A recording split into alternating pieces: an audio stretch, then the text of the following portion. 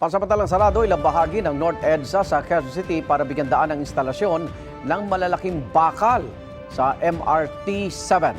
Ang epekto niya sa mga motorista sa unang balita live ni EJ Gomez. EJ. Igan, good morning. Nagsimula na nga kahapon, February 1, ang pansamantalang pagsasara ng ilang bahagi ng EDSA dito sa Quezon City dahil sa girder launching ng MRT-7. Ikalawang araw pa lang ngayon pero ilang motorista na ang nagsabi, lalo na yung mga namamasada na malaking abala raw sa kanilang hanap buhay ang road closures. May pansamantalang pagsasara ng ilang bahagi ng North EDSA sa Quezon City dahil sa girder launching ng MRT-7 simula nitong unang araw ng Pebrero. Apektado ang EDSA North Avenue, EDSA West Avenue at North EDSA mula Landmark Trinoma hanggang Unified Grand Central Station. Ang girder launching na gagawin namin, yun yung tatawid doon sa West Avenue. Kaya nga naglalagay kami ng tower support para dito idudugtong namin ito dito papunta doon sa EDSA tapos diretso doon sa West Avenue.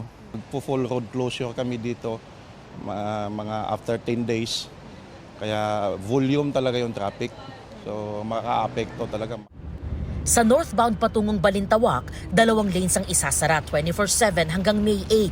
2 lanes din ang isasara 24/7 sa southbound patungong Cubao mula February 15 hanggang May 18. May full nighttime closures din tuwing 10 p.m. hanggang 4 a.m. sa mga piling araw. Hindi rin madaanan ang West Avenue EDSA mula March 24 hanggang April 29 sa parehong oras. Ang trabaho namin dito 24/7 around the clock. Sisikapin namin na masunod talaga yung schedule, masunod yun.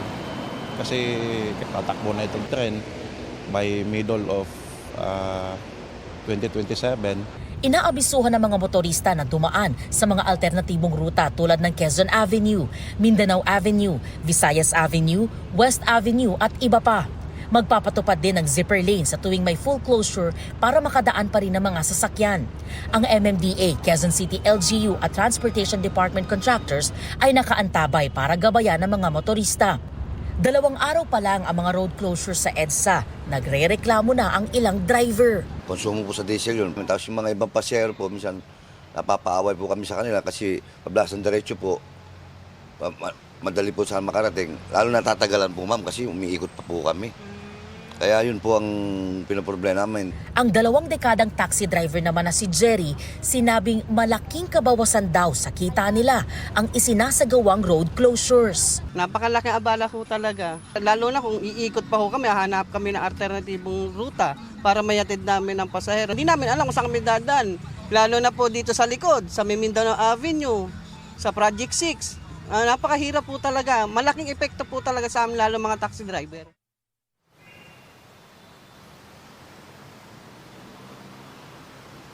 Iga, nandito tayo ngayon sa kahabaan nitong North Avenue at yung nakikita ninyo ngayon ay isa sa mga ginagawang tower support kung saan ilalagay nga yung girder. Ayon sa MMDA, Iga, no, kailangan naman daw talagang isara itong ilang bahagi ng EDSA para raw yan sa kaligtasan ng mga gumagawa, gayon din ng mga motorista. At yan, ang unang balita mula po dito sa Quezon City. EJ Gomez para sa GMA Integrated News. Igan, mauna ka sa mga balita, mag-subscribe na sa GMA Integrated News sa YouTube para sa iba't ibang ulat sa ating bansa.